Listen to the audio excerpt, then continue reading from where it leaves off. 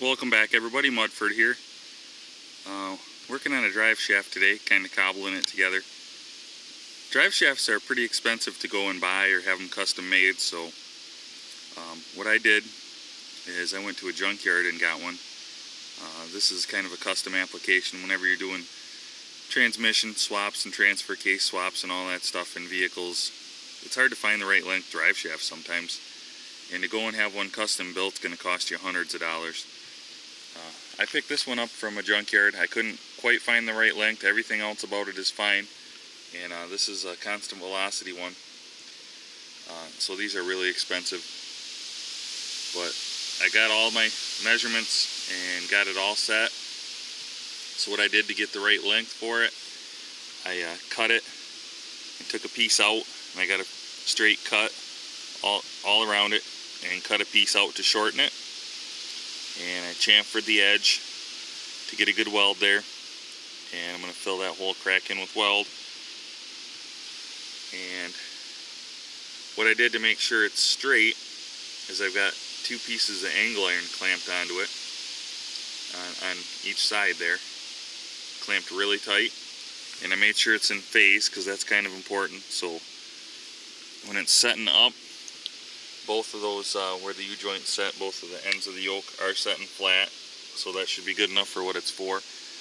This is a front shaft and something that has lockouts, so it won't be spinning a lot.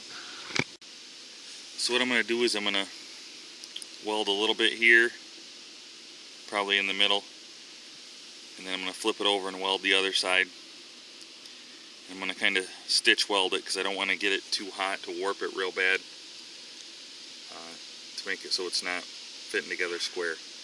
So I'll do that, and once I'll go from one side to the other and do just little short welds, and then once I get that done, I'll pull the clamps off, pull the angle iron off, and do the same thing, and go all the way around where the angle iron is too, and then I will grind it up so it looks good, smooth. Hopefully everything will be fine, and hopefully it'll work good, because this will save. I mean, you can get these sometimes for I don't know, I can't remember what I paid for this one, like 25, 50 bucks for a drive shaft at the most. And then as long as you do a good job, the important part is getting your cut straight and then having it clamped good and tight like this. This should spin true when it's done. So we'll see. Let me get to welding, and we'll see what it looks like when I'm done. And hopefully it'll be a good, cheap drive shaft. Okay, here's what I did. I got the weld all the way around it. Then I ground it down smooth, welded it again, and ground it down to make it even. And then it doesn't look too bad, but doesn't look too bad, but I went ahead and painted the whole thing to keep it from rusting around where I welded. And I think it's ready to go back in. It looks pretty straight. If I back up, you can't even tell that anything's been done to it.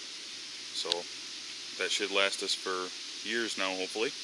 I guess it might be a little bit weaker, and I'm not a professional welder, so might be just a little bit not perfect, but gets the job done.